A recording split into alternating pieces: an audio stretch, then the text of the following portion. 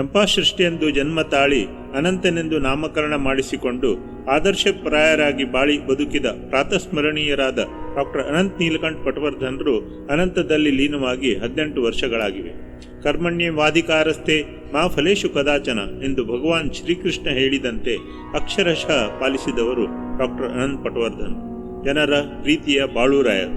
ದೇವರಲ್ಲಿ, ವೃತ್ತಿಯಲ್ಲಿ, ಸಮಾಜ ಸೇವೆಯಲ್ಲಿ, ತಮ್ಮ ಆತ್ಮೋನ್ನತಿಯಲ್ಲಿ ಹೀಗೆ ಪ್ರತಿಯೊಂದರಲ್ಲೂ ಮಾನವ ಬದುಕಿನ ಸಾರ್ಥಕತೆಯನ್ನು ಕಂಡು ಅನುಭವಿಸಿದವರು. ಶಕ್ತಿ ಚೈತನ್ಯದ ಜೀವನ ಪ್ರೀತಿಯ ಪರ್ಯಾಯ ಪದದಂತೆ ಬಾಳಿದ ಅವರು ತಮ್ಮ ಒಡನಾಟಕ್ಕೆ ಬಂದ ಎಲ್ಲರನ್ನೂ ಆಯಸ್ಕಾಂತದಂತೆ ತಮ್ಮೆಡೆ ಸೆಳೆದು ಪ್ರಭಾವ ಬೀರುತ್ತಿದ್ದರು. ನಿಷ್ಕಲ್ಮಶ ಮನಸ್ಸಿನ ನಿಸ್ವಾರ್ಥತೆಯ ಸ್ಥಿತಪ್ರಜ್ಞ ಜೀವನದಿಂದ ಕರ್ಮಯೋಗಿ ಎಂದು ಕರೆಯಲ್ಪಟ್ಟರು. ಡಾಕ್ಟರ್ ಅನಂತ ಪಟವರ್ಧನರ ಜೀವನ ಸಾರ್ಥಕತೆ ಮತ್ತು ಕೊಡುಗೆ ಒಬ್ಬ ವೈದ್ಯರಾಗಿ ಹೆಚ್ಚಿತ್ತೋ ಅಥವಾ ಸಮಾಜ ಸೇವಕನಾಗಿ ಇತ್ತೋ ಇಲ್ಲ ಹಿರಿಯ ಕುಟುಂಬ ಜೀವಿಯದಾಗಿತ್ತೋ ಎಂದು ನಿಷ್ಕರ್ಷೆ ಮಾಡುವುದು ಸುಲಭವಲ್ಲ.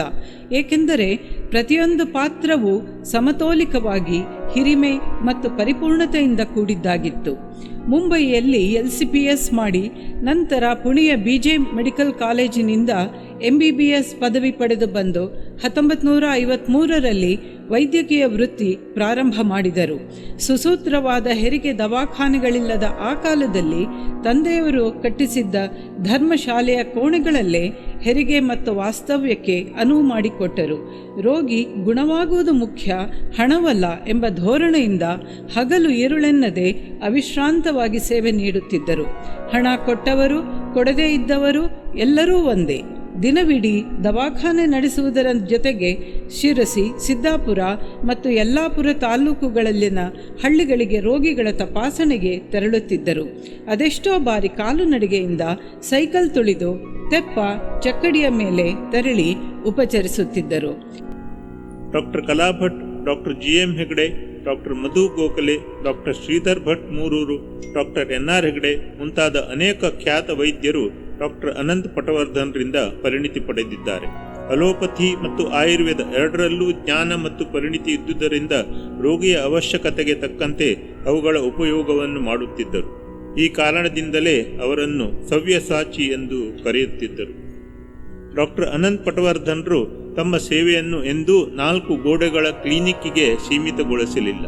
ಶಿರಸಿಯ ಜನತೆಗೆ ಉತ್ತಮ ವೈದ್ಯಕೀಯ ಸೇವೆ ದೊರೆಯಬೇಕು ಎನ್ನುವ ವಿಶಾಲ ಮನೋಭಾವ ಮತ್ತು ಮಹದಾಸೆ ಅವರಲ್ಲಿತ್ತು. ಮನೋವೈದ್ಯರ ಕೊರತೆ ಕಂಡಾಗ ಶಿವಮೊಗ್ಗೆಯ ಡಾಕ್ಟರ್ KR ಶ್ರೀಧರ್ ಅವರ ಮನವೊಲಿಸಿ ತಿಂಗಳಿಗೆ ಒಮ್ಮೆ ಶಿರಸಿಗೆ ಭೇಟಿ ನೀಡುವಂತೆ ಮಾಡಿದರು. ಸ್ತ್ರೀರೋಗ ತಜ್ಞರ ಅವಶ್ಯಕತೆಯನ್ನು ಮನಗಾಣಿಸಿ ಡಾಕ್ಟರ್ ಶಾಂತಿ ಹೆಗಡೆಯವರು ಶಿರಸಿಯಲ್ಲೇ ನರ್ಸಿಂಗ್ ಹೋಮನ್ನು ಪ್ರಾರಂಭಿಸಲು ಉತ್ತೇಜಿಸಿದರು. ಅಷ್ಟೇ ಅಲ್ಲ, ಅಂದಿನಿಂದ ತಾವು ನಡೆಸುತ್ತಿದ್ದ ಪ್ರಸೂತಿ ಘಟಕವನ್ನು ನಿಲ್ಲಿಸಿದರು. ವೃತ್ತಿನಿಷ್ಠೆ ಮೌಲ್ಯಗಳಿಗೆ ಅವರು ನೀಡುತ್ತಿದ್ದ ಗೌರವ ಅಪಾರವಾದದ್ದು. ಡಾಕ್ಟರ್ KV ಶಿವರಾಮ್ ಅವರು ಶಿರಸಿಗೆ ಬಂದಾಗ ಅವರನ್ನು ಇಲ್ಲೇ ಉಳಿಸಿಕೊಳ್ಳಬೇಕೆಂದು ಬಯಸಿ PDG ರೋಟೇರಿಯನ್ SA ಕಾಸರಗೋಡ್ ಅವರಿಗೆ ಪತ್ರ ಬರೆದಿದ್ದರು.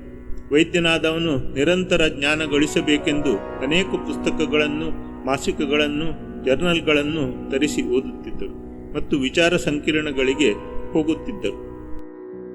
ವೈದ್ಯರಾಗಿ ಅವರು ನೀಡಿದ ಮತ್ತೊಂದು ಮಹತ್ತಾದ ಸೇವೆ ಸ್ವರ್ಣವಲ್ಲಿ ಸಂಸ್ಥಾನದ ಆಗಿನ ಪೀಠಾಧಿಪತಿಗಳಾಗಿದ್ದ ಬ್ರಹ್ಮೀಭೂತ ಶ್ರೀಮದ್ ಸರ್ವಜ್ಞೇಂದ್ರ ಸರಸ್ವತಿ ಮಹಾಸ್ವಾಮಿಗಳವರಿಗೆ ಖಾಸಗಿ ವೈದ್ಯರಾಗಿದ್ದು, ಮಠದೊಂದಿಗಿನ ಬಾಂಧವ್ಯ ಅವರ ತಂದೆಯವರಾದ ವೈದ್ಯ ನೀಲಕಂಠ ಪಟವರ್ಧನ್ ಮತ್ತು ಹಿಂದಿನ ಸ್ವಾಮಿಗಳಾದ ಶ್ರೀಮದ್ ಗಂಗಾಧರೇಂದ್ರ ಸರಸ್ವತಿ ಮಹಾಸ್ವಾಮಿಗಳೊಂದಿಗೇನೆ ಪ್ರಾರಂಭವಾಗಿದ್ದು, ಅದು ನಂತರವೂ ಮುಂದುವರಿದು ಇನ್ನೂ ಗಾಢವಾಯಿತು.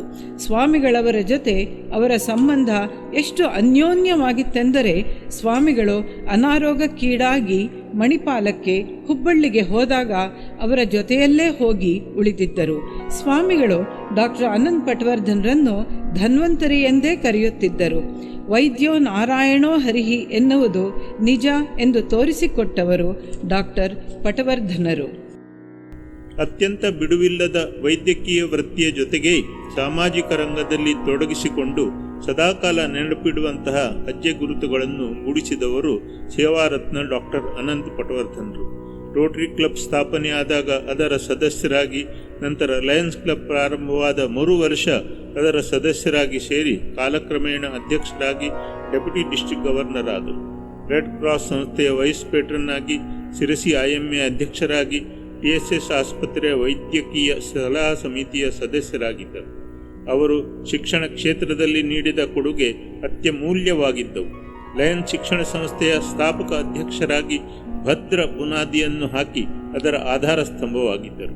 ಉತ್ತರ ಕನ್ನಡ ಜಿಲ್ಲಾ ಅಂಗವಿಕಲರ ಕ್ಷೇಮಾಭಿವೃದ್ಧಿ ಸಂಸ್ಥೆಯ ಸಂಸ್ಥಾಪಕ ಅಧ್ಯಕ್ಷರಾಗಿ, MES ಶಿಕ್ಷಣ ಸಂಸ್ಥೆಯ ಸದಸ್ಯರಾಗಿ, ಪ್ರೋಗ್ರೆಸಿವ್ ಶಿಕ್ಷಣ ಸಂಸ್ಥೆಯ ಉಪಾಧ್ಯಕ್ಷರಾಗಿದ್ದರು. ಹೊಸಪೇಟೆ ಕನ್ನಡ ಶಾಲೆಗೆ 2 ದಶಕಗಳಿಗೂ ಮೀರಿ ಅಧ್ಯಕ್ಷರಾಗಿದ್ದರು. ಒಮ್ಮೆ ಮಳೆಯಲ್ಲಿ ಗೋಡೆ ಕುಸಿದು ಬಿದ್ದಾಗ ಸ್ವಂತ ಖರ್ಚಿನಲ್ಲಿ ಕಟ್ಟಿಸಿಕೊಟ್ಟರು.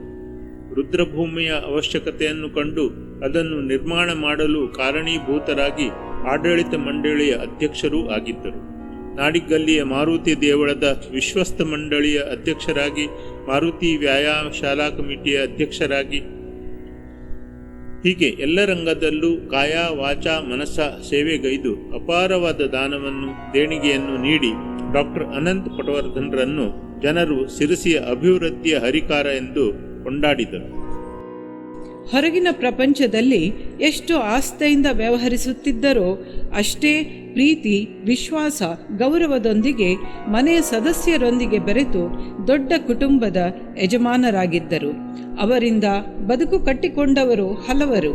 ಈ ಕುಟುಂಬ ನಿರ್ವಹಣೆಯಲ್ಲಾಗಲಿ ಅಥವಾ ಬೇರೆ ರಂಗಗಳಲ್ಲಾಗಲಿ ಡಾಕ್ಟರ್ ಪಟವರ್ಧನರ ಸಾಧನೆಗೆ, ಯಶಸ್ಸಿಗೆ, ಪರಿಪೂರ್ಣತೆಗಳಿಗೆ ಅವರ ಧರ್ಮಪತ್ನಿ ಶ್ರೀಮತಿ ಇಂದಿರಾರ ಕೊಡುಗೆ ಅಪಾರವಾಗಿದ್ದು ಅನನ್ಯವಾದ ತ್ಯಾಗದಿಂದ ಕೂಡಿತ್ತು.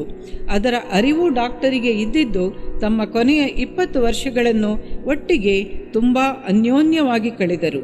ಇವರಿಗೆ 4 ಪುತ್ರರು ಮತ್ತು ಒಬ್ಬ ಮಗಳು. ಪಟವರ್ಧನ್ ಕುಟುಂಬದ ವೈದ್ಯ ಪರಂಪರೆ ಇಂದಿಗೂ ಮುಂದುವರಿದಿದ್ದು 13 ಜನರು ವೈದ್ಯಕೀಯ ಸೇವೆಯಲ್ಲಿ ನಿರತರಾಗಿದ್ದಾರೆ. ಆಧ್ಯಾತ್ಮಿಕ ಪರಿಸರದಲ್ಲೇ ಬೆಳೆದಿದ್ದ ಡಾಕ್ಟರ್ ಅನಂತ್ ಪಟವರ್ಧನ್ರು ಆಧುನಿಕ ಶಿಕ್ಷಣವನ್ನು ಪಡೆದಿದ್ದರೂ ಮನೆಯ ಪೂಜೆ, ಪುನಸ್ಕಾರ ಮತ್ತು ಸಂಪ್ರದಾಯವನ್ನು ನಡೆಸಿಕೊಂಡು ಹೋಗುತ್ತಿದ್ದರು. ಶ್ರೀ ಸತ್ಯಸಾಯಿ ಬಾಬಾ ಭಜನಾ ಮಂದಿರ ಕಟ್ಟಿಸಿ ಡಾಕ್ಟರ್ ದ.ರಾ. ಬೇಂದ್ರೆ ಅವರಿಂದ ಉದ್ಘಾಟಿಸಿದ್ದರು.